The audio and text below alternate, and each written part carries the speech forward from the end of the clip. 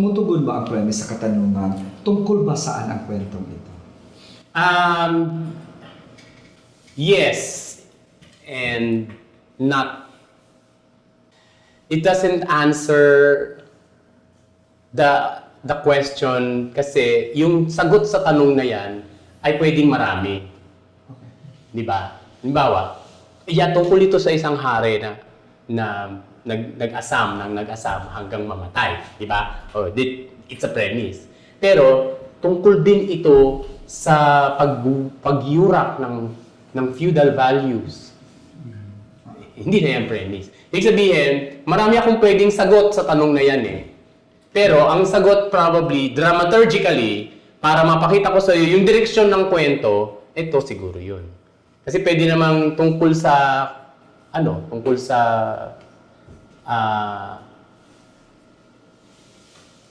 disloyalty. Wala yun. It's a theme. It's a what? Diba? That pervades throughout the play. It's about lying. Kasi lahat ng mga characters siya nagsisinungaling. That is a perfectly valid answer, what the play is about. But it doesn't help the writer track his direction para iisa lang yung gusto niyang puntahan.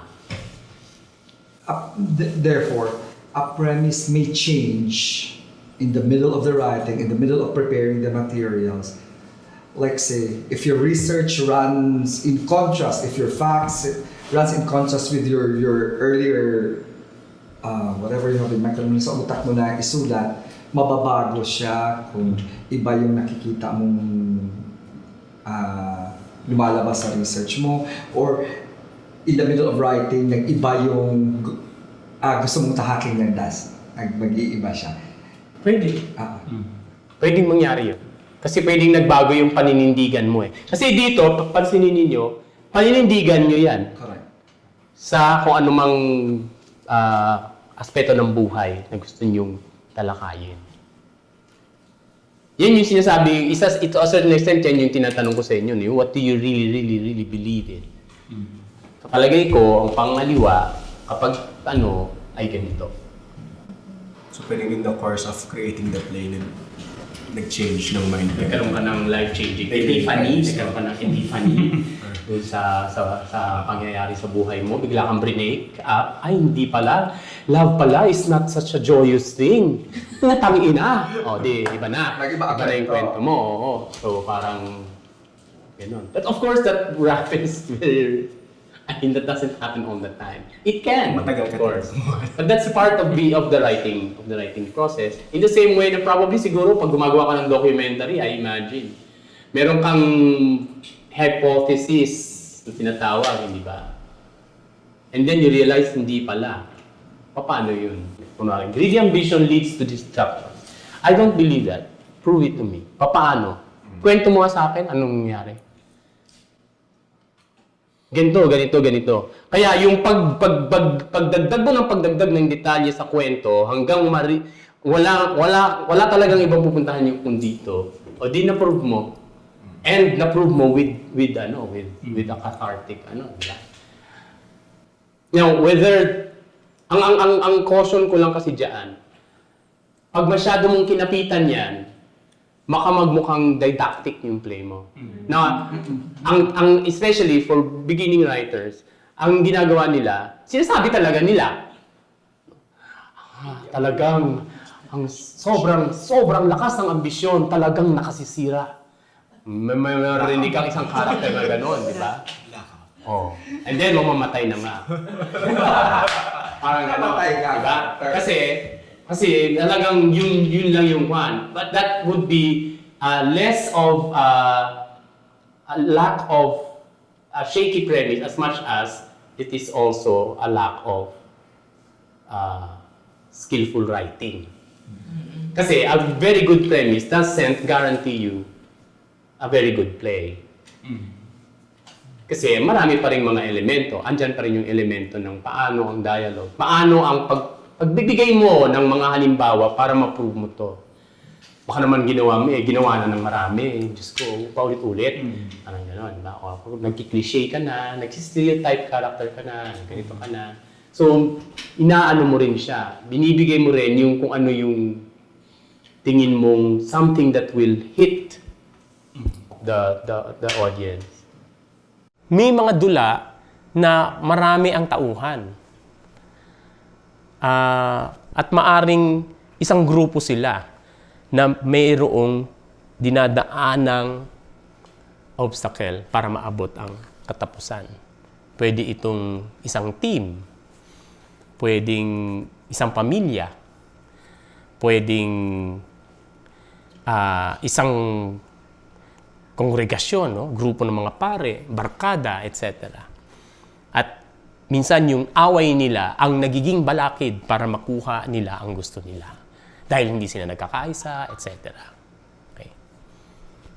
So, yun lang sa tingin ko ang pinakamagandang paraan para mas maging klaro sa inyo ang gabay, no? Or ang direksyon, no? Itong premise, pag-formulate ng premise, ang gabay ninyo para hindi kayo nawawala dun sa direksyon. Marirekomenda ba na kahit hindi pa talaga siya sigurado, at least may sulat sa simula bago talaga siya magsulat ng, halimbawa ng dula, na magsulat talaga siya ng premise? Yung nasabi ko, ang danger nga nun, baka masyadong maging didactic yung ano mo. Kasi, nagpadala ka na doon sa ano. So, hindi na lang siya guide. Siya na ang nagli-lead nung ano mo. Para tuloy, ano susunod? Okay, dapat dito kailangan ano siya. Kailangan patunayan ko na ganito. At ang tendency mo, dahil nga lumilit yung options mo because of that, nagiging stricture siya. So, ako mismo bilang manunulat, minsan lang naging malinaw sa akin at the outset kung ano yung ano. At kadalasan nagawa ko 'yon nung medyo beginning, nung nagsisimula akong magsulat. Kasi kailangan mo ng angkla, kailangan mo ng gustong sabihin. Siyempre, napapaligiran ka ng mga aktivista, ng mga writers with a purpose, etc. So, kailangan, ang dula mo, dapat may sinasabi na maliwanag dito sa mga nangyayari sa ating kapaligiran. Ayan yun. So, to the extent na minsan, yun na yung nananaig, ang lumalabas, nagbumukhang essay or manifesto, yung play. It has its specific purpose, especially during my time, nung kalakasan ng ano na yan. Pero it might also be in the long run as a stricture, kung saan di ka na makawala dahil yun na lang lagi ang nagiging batayan ng iyong mga dula. Or minsan pa nga, napipilitan yung karakter na gumawa ng mga bagay na parang hindi naman yan akma sa kanya na pinili mo. Dahil mas nananaig kung ano yung premise. Baka minsan sumisigaw na, hindi ako ang karakter na babagay dyan. Sumisigaw na yung karakter sa'yo. Kaya minsan, you put words, dyan pumapasok yung, you tend to put words into the mouth of your character. So it's not the character speaking, but you. Yun yung ano dyan yun yung medyo babalansihin nyo dyan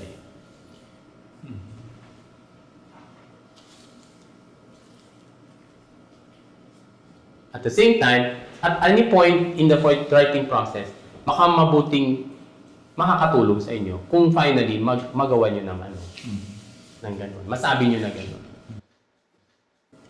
Because, in the end, mas makikilala nyo yun. Mas makikilala ninyo yung dulang sinulat nyo. At hindi yung kapag tinanong kayo, sasabihin mo, wala lang. Di ba may mga magbibigay ni writers na, ba't itong nangyari ba't itong sinulat mo ganito? Wala lang. Maganda lang pakinggan. Maganda yung bagsak ng salita So, baka mas makikilala nyo yung mga sinulat nyo kung kunwari na-formulate nyo at the end, or whatever. Meron pang kayong tanong. So I guess guide din yun pag halimbawa, let's say, musical, to cut out yung kung may mga musical numbers na Hindi kailangan. oo. Hindi naman nagli-lead. Yung pinaka-irrelevant. Premise. Oo, hindi lang songs, scenes, Scenes. etc. Of course, you give leeway kasi baka naman yung pati yung kapag masyado ka naman, baka yun lang, wala nang iba. Hindi ang payak-payak nga. What makes it complicated is that yung dinadaanan mo, nung una, hindi mo, kahit na ikaw, hindi mo nalaman hanggang sa, oo nga. Pero ang dami mong nadaanan bago ka gumanon. Kasi may mga dula na gumaganon, di ba? Kumakalat, tapos hindi mo alam, saan ako ito papunta? O ba't may iba bagong karakter na ganito? Pero eventually, zhug. Yun pala yun. Meron palang connection yun doon sa main premise na gusto mo. It's not always singular yung trajectory as probably most of the classics are. The plays of Chekhov are relatively, di mo alam saan pumupunta. Pero hanggang sa huli, sumwak. Tapos on all of a sudden, all the other characters that seem irrelevant, suddenly, na-realize mo, nagle-layer dun sa main event. I guess, right now, I'm thinking, baka ang importante, pag naisulat nyo yung premise at naging klaro sa inyo sa simula, ang objective ninyo as writers is how to occlude it. How to cover it para hindi siya lumitaw ng ganon. In the same way na yung exercise natin noong kahapon about your beliefs, di ba? Huwag niyong sabihin yung mismong salita na yung keyword ng ano. Ganon din. Pag klaro na sa inyo, klaro sa inyo. Pero, i-ano nyo. Siyang mindset lang siya. Mindset lang. Ganun. Mindset lang. Andyan lang siya. Nandyan lang siya.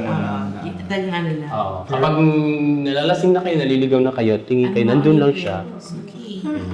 So it's something that your play implies, but it doesn't explicitly state. Say. Kasi hindi na nila mag-gets na yung pala. Yun. Pero yung mga ganun play, parang itong, ganun pala yung sabihin nun. Tapos, charot. Oo. So, it's either kasalanan mo o kasalanan ng writer. Oo. So, may mga ganong kaso, di ba? Klarong-klaro sa writer, kanya lang, talagang binaon niya ng binaon para hindi masyadong mapansin hanggang hindi talaga nakita. Ang ganda, talino nun. Ang ganda. Oo. Tapos so, hindi ka pang sisisihin kasi hindi mo nakita. Hindi mo na-hold, hindi mo na-gets. Grabe! Okay, bobo ako. Yun. So, nangyayari naman yun, di ba? Naniniwala ako, so, sa mga dulang na isulat ko na hindi lang iisa ang tema ng isang dula.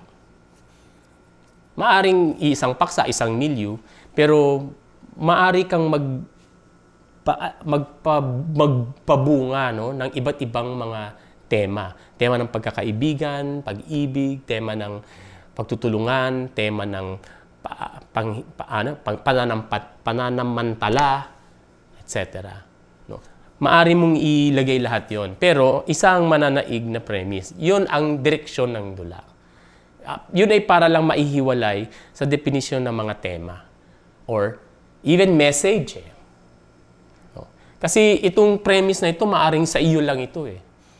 Ito lang yung sinusundan mong sa ilalim ng kwento na hindi ka mawawala.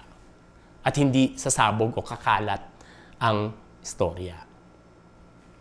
Minsan kasi may mga dula tayong napapanood na, sino ba sinusundan natin dito? Parang gano'n, di ba? Kanino bang kwento ang dapat kong saan ba ko aangkla? Kadalasan kung walang maangklahan yung manunood na parang isang pangunahing tauhan. Indikasyon 'yon na medyo mabuhay yung pinili mong karakter para itawid ito sa conclusion. Meron naman na napaka diretso, no? From here to there. Yun lang, wala nang iba. So, I guess yun lang dapat yung malaman tungkol sa premise. Dahil dito, siguro yung ginagawa nyo ng dula, ay assume na ginagawa ninyo yung dula ninyo. No, para ma-maximize ninyo itong kursong ito. Ang pinakahuli nating binigay na assignment ay paggawa ninyo ng character sketch, monologues, etc. This time, baka maganda nang isulat ninyo yung mismong kwento ng inyong dula. Isang detailed storyline, ang hihingin ko sa inyo. Nakapaloob dito, yung pinakasimulang ng kwento nung tauhang pinili ninyo, or ng milieu na pinili ninyo, or yung team na pinili ninyo, magbabarkada ba sila o pamilya. At ano yung pinagdaanan nitong tauhan hanggang sa katapusan. Yun lang, yung kwento lang na yun, i-describe nyo lang. No? Siguro mga mahaba na ang 3 pages. Usually yan, mga 2 pages. No? Maikwento nyo, mailahad nyo lang sa akin yung kwento ng dula ninyo. Huwag pa muna nating pag-isipan kung ano yung premise. Pero kung sa pagbilahad nyo ng kwento, nakita nyo na, then, congratulations. I mean, hindi laging nangyayari yun eh. Okay? So, minsan may eureka moment lang. Kahit na nung susunod na hakbang mo na makikita. Pero dito sa storyline, kaya ako kayo pinapasulat ito para again, maging klaro sa inyo yung direksyon.